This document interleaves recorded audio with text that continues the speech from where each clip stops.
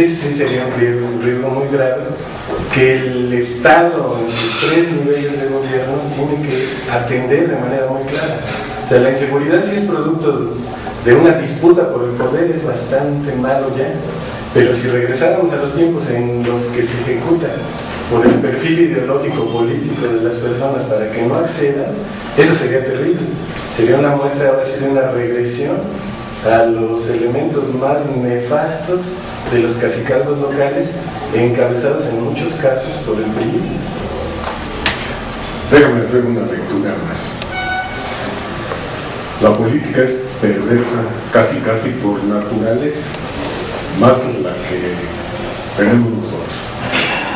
Curiosamente, este asesinato se da a unos cuantos días de que Calderón vaya a los Estados Unidos a hablar en una sesión de Congreso General en Washington. Esta es una piedrita más que se le pone en el zapato, que seguramente le va a dar oportunidad a él de volver a insistir de que tenemos que luchar en contra del narcotráfico en forma asociada, por decirlo de alguna forma, junto con los Estados Unidos, el mayor consumidor de droga del mundo. Si me equivoco, lo voy a reconocer. Sin embargo, esto forma parte de un plan perverso como la política, precisamente para minarle las bases a una presentación del que se dice presidente de México. Nada más una cosa más. Ya tenemos una nueva ley migratoria en Arizona que dice que criminaliza a los ilegales que deberían de estar aquí trabajando por México, por su patria.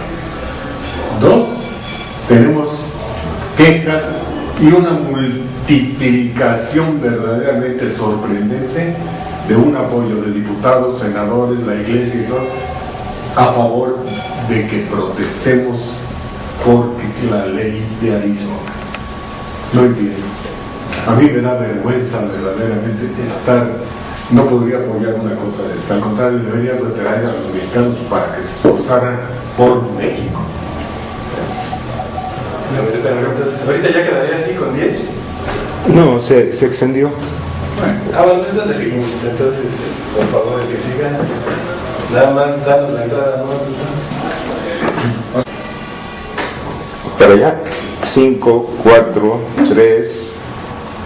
Continuando con el tema, don José Carlos, a mí me da la impresión de que una grave consecuencia de este tema es nuestra legislación actual. Yo dudo mucho, la verdad, que Calderón vaya a ir a los Estados Unidos de Norteamérica a tratar asuntos que solamente le incumben a los mexicanos. Por principio, hay que recordar que la Constitución no le permite a Felipe Calderón hacer ningún acuerdo o tratado de manera unilateral. Es cierto que él dirige la política exterior en México, sí, pero apegado a la Constitución. Y el artículo 89 en su fracción 10 dice cuál es la política exterior que debe defender el Ejecutivo Federal en el extranjero.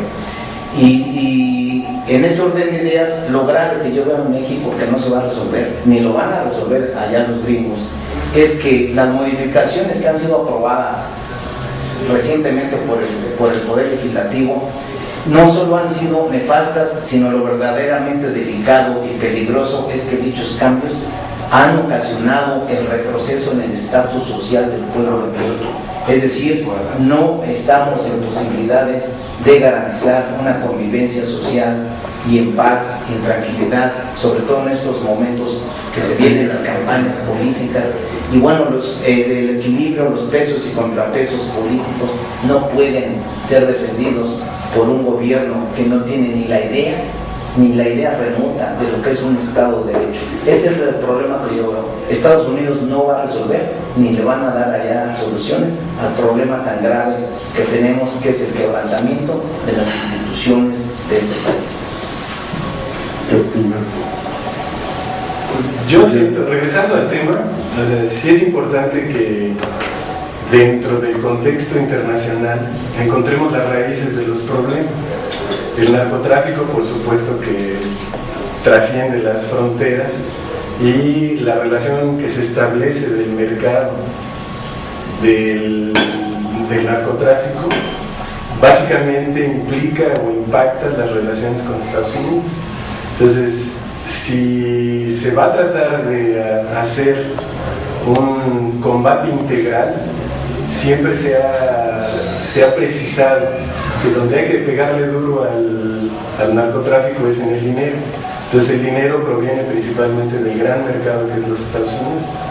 Ahora, regresando un poquito al tema de la inseguridad en nuestro país, es real que los estados fronterizos han cumplido un rol muy importante del famoso trasiego. Y ahí es donde lo que señalábamos al principio, que está impactando de manera directa y está poniendo en evidencia la capacidad de respuesta de los poderes institucionales, como dice don Ramón Cifrín.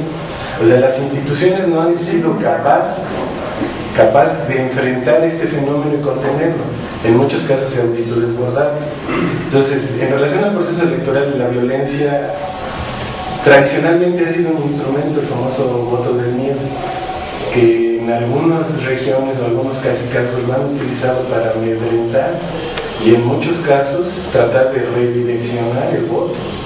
Y más ahorita que en unos casos de algunas entidades la competencia electoral se está cerrando bastante. Bueno, retomando lo de los estados del norte, efectivamente, ¿no? La violencia, la inseguridad, pues va a ser un factor que queramos que no, está siendo determinante en el proceso electoral, lo va a ser, sin duda. El abstencionismo en los últimos procesos en esos estados ha sido muy grande y se seguirá ampliando, ¿no? Por el riesgo o el temor de esa violencia que se puede registrar incluso pues, el día de la elección, ¿no?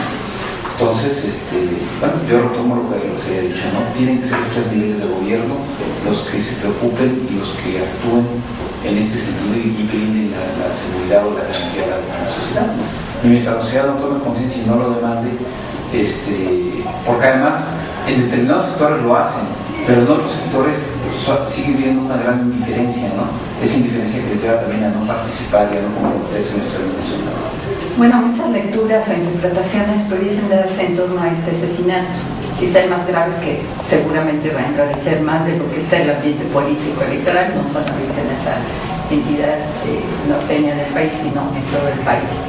Pero desgraciadamente, y ya lo mencionó José Carlos, ¿verdad? La política es transversal y yo puedo ver un poquito más allá de esto. En este terreno de las campañas políticas se dice que en el amor y la guerra todo se vale. Entonces, ojalá que este acontecimiento trágico, lamentable, venga de quien venga, del PAN, del PRI, del PRD, en el sentido de perder pues a un candidato, pues no se convierta en bandera ideológica o electoral para que el panismo jale votos en esa entidad. Algo parecido vivimos el año pasado, justamente desde las elecciones federales de julio, se vino la tragedia de la guardería ABC de Sonora que comentaba hace unos momentos Ramón, y justamente se cambia la tendencia de voto justamente por esto, porque se victimizó esta situación y entonces se aprovechó electoralmente. Ojalá que los ciudadanos de esa entidad reflexionen su voto y elijan al candidato que mejor guíe sus destinos. ¿Una opinión querías? Sí, puntualizar solamente lo que dijo nuestro amigo Fernando Mora, y creo que tiene toda la razón. Este es un problema central, yo lo veo así, desde mi punto de vista, y sobre todo sobresaliente por lo siguiente. No se puede culpar al gobierno federal de las acciones que llevan a cabo, por ejemplo, los virreyes, cónsules y procónsules, que vendrían siendo los presidentes municipales y los cabildos, porque ellos sí se despachan con mucha gran. Esta reforma, que sí es necesaria para México, según yo lo veo, es que ya les pongan un manotazo a los gobernadores, presidentes municipales, porque no toda la culpa la tiene el gobierno federal. Eso es cierto, lo que dijo Fernando Mora es sustancial. El problema no es del Ejecutivo Federal, el problema es del sistema político mexicano. Sí, amigas y amigos, esa es la verdad. Pero se atreverá y tendrá la suficiente verticalidad, honestidad y calidad moral Felipe Calderón para decirle a los gobernadores y presidentes: José, me